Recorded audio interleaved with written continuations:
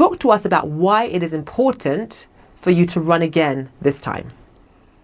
Yes, we know that all odds are up against us, the military, the police, and all institutions of state. But also it is clear that the people of Uganda are standing firmly behind the forces of change. In 2021, you contested the results. You talked about the fact that the results were essentially all but guaranteed, that the voting was rigged. You contested the results, but obviously it didn't lead to any meaningful outcome. Talk to us about what you have learned this time around. What are some of the lessons that you learned from the last time you ran back in 2021? I remember interviewing you then.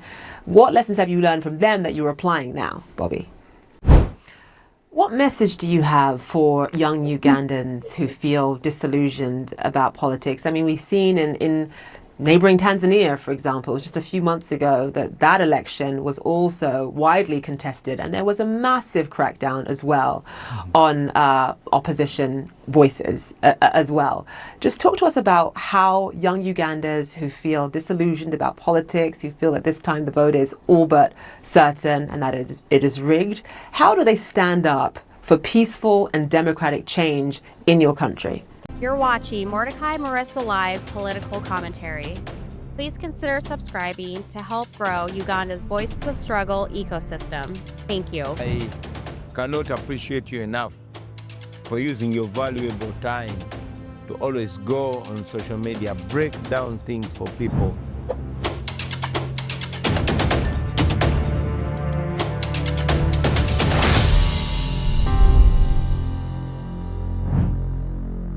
All right, ladies and gentlemen, Bobi Wine is back on CNN. He's being interviewed about the upcoming election. On Thursday, Ugandans head to the polls to vote for the next president of Uganda. And we hope, the vast majority of Ugandans actually hope, that it's going to be Kyagulanyi Ssentamu Robert, commonly known as Bobi Wine. Now, this must be one of his last interviews. Let's go and listen to what he says. I should make this clear. Maybe I don't support President Yoweri Museveni, who has been in power for almost 40 years, since 1986. I don't support him, so I don't expect his voters to be like, hey, why are you not listening to the side of the dictator Museveni? I am biased against him, okay? All right. In case Museveni rigs the election, like all signs are showing, the people of Uganda must rise up and demand for their victory. Bobi Wine joins us live now from Kampala, Uganda. Bobi, thank you so much for being with us. When you think about the fact that most Ugandans who are under the age of 40, which by the way is 75% of the population, have only ever known one president. They've only ever known Museveni as their leader. Just in terms of that and the widespread rigging that we have seen in previous Ugandan elections, the widespread voter intimidation, the fact that Museveni has such a tight grip on the institutions in your country. Talk to us about why it is important for you to run again this time. Thank you very much. It is important for us to challenge the authoritarian ruler again and again and again until we eventually get our freedom. Because not challenging him means giving up. Yes, we know that all odds are up against us, the military, the police, and all institutions of state. But also it is clear that the people of Uganda are standing firmly behind the forces of change that I am leading. So we are challenging Museveni first and foremost to remove any iota of doubt to the world, especially in the international community, and to remove all the pseudo-legitimacy that he lies the international community with. And therefore, the people of Uganda will be able to fight for their rights while the world will stand with them. That is why we're running again. I want to pause here and make a few remarks here. Well, I like that he says that, because one of the reasons why we see authoritarian regimes go for years, one of the reasons is international tolerance and the pseudo-legitimacy like he referred to. Museveni has been able to manipulate, to lie, completely paint a very, very utopian image of what Uganda is. But people on the ground, I have been to Uganda. I'm a Ugandan, born and raised there. I live in the USA, but I know things are worse than you could even imagine.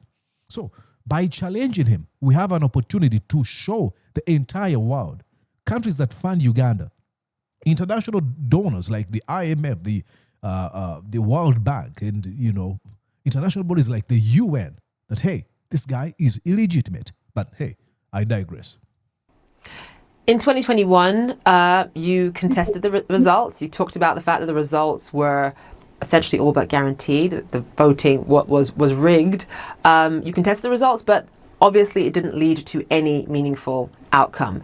Talk to us about what you have learned this time around. What are some of the lessons that you learned from the last time you ran back in 2021? I remember interviewing you then. What lessons have you learned from them that you're applying now, Bobi? First and foremost, we've learned that dictators might not go with the first or second or third push, but Absolutely. eventually they fall if we don't give up. We have learned that we have to devise various means of communication, but most importantly, we've learned that we have to send back the responsibility to the population. In the previous election, I was under house arrest immediately after casting my ballot, which I expect the same thing now. As we speak right now, more than 730 of our colleagues are in detention. They've been arrested. Many are abducted and are missing. Some have been killed, but we are pushing on. But again, this time, we don't anchor it on an individual. We don't anchor it on myself. Yes, I'm the presidential candidate. Yes, I'm the leader. But we have tasked the people of Uganda to take charge of the campaign, to take charge of the voting, of the vote protection, but most importantly, in case Museveni rigs the election, like all signs are showing, the people of Uganda must rise up and demand for their victory. Now, again, I want to make another point here. Look, we need to make noise so that people understand. It is very easy to look at the momentum Bobi Wine has had in this campaign trail and you're like, hey, it's done. You have to realize that you're up against a system that is deeply entrenched in the political mosaic of Uganda, that people have known dictatorship. So when we say that 70% of our population in Uganda are under the age of 35 or 40, that means all they know is lawlessness and impunity. The wrong way of doing things is deeply entrenched into their mind. They would see someone breaking the law, but because that's been normalized in Uganda, you have to really wake up the consciousness of men and women, young men and women, and tell them, hey, this is the wrong way. This is what we're trying to usher into. And just like he mentioned, a system that has been deeply entrenched into that is embedded into the minds of so many people, it's not very easy to get rid of. You can go on and read the history of how dictators or systems have been falling. It wasn't just a mere try of once. Read about Chile's Augusto Pinochet. From 1973, his regime fell in 1990. Go and read about J.K. Rowling's from 1981 to 2000. It took years, and you cannot argue that the Ghanaian people were not fighting. They were putting up a fight. But because you're fighting against a system that's controlling security forces, that is using patronage and economic dependency, that has weakened and fragmented the opposition, that has manipulated legitimacy, that uses fear, trauma, and land compliancy. It's not an easy thing. Go read about the apartheid regime in South Africa from 1948. It fell in 1994. Do you think the South African people are just folding their arms and not fighting? Absolutely not. One man you see in the background spent 27 years at Robben Island prison. They were fighting. Go and read about the Gambia of Yahya Junkungu, James Jame. He came to power in 1994. His regime fell in 2017. So it's a matter of keeping on trying over and over again. But he makes another point. It is not about Bobi Wine. It's not him. It's him and us. He cannot do it by himself. We cannot do it by ourselves. It is when we come together, lock arms, and be like, hey, now let's take on this system. I love that. What message do you have for young Ugandans who feel disillusioned about politics? I mean, we've seen in neighboring Tanzania, for example, just a few months ago, that election was also widely contested, and there was a massive crackdown as well on opposition voices as well. Just talk to us about how young Ugandans who feel disillusioned about politics, who feel that this time the vote is all but certain and that it is rigged, how do they stand up for peaceful and democratic change in your country? To the young Ugandans, we've constantly told them that democracy works. But democracy only works when people stand firm and defend it. Therefore, we would have opted for violent means, but we don't believe in violence. Violence has never gotten nations anywhere. We believe in voting firmly and outstandingly many, and then defend that election, defend that victory. We've called upon the people of Uganda to exercise their constitutional right. Our constitution, Article 29, provides that the people of Uganda can peacefully, unarmed, protest any wrongdoing. And that is what we're calling upon the people of Uganda in case General Museveni rigs the election this time. Exactly. Like I said, many folks, tyrants or dictators have a way of building an image around themselves. And of course, they do it through all these evil, grotesque means, where they are looked at as untouchable. And as a result of that, a section of the people who are disenfranchised, who are disoriented, who are disillusioned, like she said, who are sort of detached, they become detached. Some of them actually give up. They'll be like, oh man, if I look at how humongous, how ginormous this regime is, I might just as well give up. And by doing that, you're legitimizing and giving this dictatorship to do whatever they want. Bobi Wine is saying, hey, we can actually change this. It is not as strong as you think. This is a house of cards. We can bring it down. You're afraid of the image. Let's go. So the biggest question is, do we believe what he says? Can we allow him to lead us? Can we join him? The campaigning, Bobby, is very different from governing. Just in terms of your plans, what can you share with us? If you ever were to reach the top job in Uganda, what can you share about your plans in terms of tackling the economic hardship that has plagued the young people of Uganda, in terms of tackling corruption, which is obviously a massive issue as well, in terms of uniting Ugandans across ethnic lines? What would be your priority, Bobby, from day one? Thank you. The issue of leading our country is not a matter of if, it is a matter of when, because we are confident. We've seen that all across the country, and we are sure that the people of Uganda will entrust the next generation with the leadership. Back in the day, our problems were three: ignorance, disease, and poverty. But now our problem can squarely be circled into one: corruption, massive corruption, which has been institutionalized, which has been turned into a currency and as a way of living and a way of staying in power. We want to crack down on that corruption when we take power. But most importantly, we also want to re-empower the institutions of state, and end the state capture, ensure that the judiciary and the legislature are independent and can check the executive. That way, we will be able to stop the one-man rule and have knowledgeable, talented, and able people to bring minds together and lead our country ahead. Brilliant. Bobi Wine, live for us there. Thank you. Thank you so much for joining us again ahead of the elections in your country. Amazing. That's 10 out of 10. 10 out of 10. Ask me about how he performed there. Look, like we talked about how dictatorships, entrench themselves in the systems of a country. Museveni personalizes institutions. So you have all institutions serving one man, not the people. Of recent, I saw the Speaker of Parliament, of Ugandan Parliament, saying, hey, I sent spies in Bobi Wine's political party. Like, that's a badge of honor, something to be proud of. That too much drunk on power, that they've really detached from the reality you and I live in. And those are people you're up against.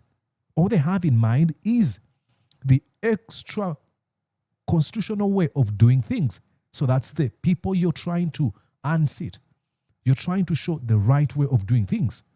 It is not easy, but it is doable. Now, Bobi Wine was actually interviewed on BBC. Again, I just saw the interview. I think I'm going to go on and show you here. Let's see. All right, it's here. I think they were both maybe recorded on the same day. Listen. Bobi Wine, what makes you Wait a second. I need to make sure that, I think this is good. the most effective opponent of President Museveni? I want to believe that I'm the most popular opponent, and democracy is about the population. I present the most viable manifesto. That is why among the 8 candidates, I'm the most hounded, I'm the most harassed, and the most feared. What is this election about for Uganda? But this election is about liberation, it's about freedom, it's about people asserting their voices.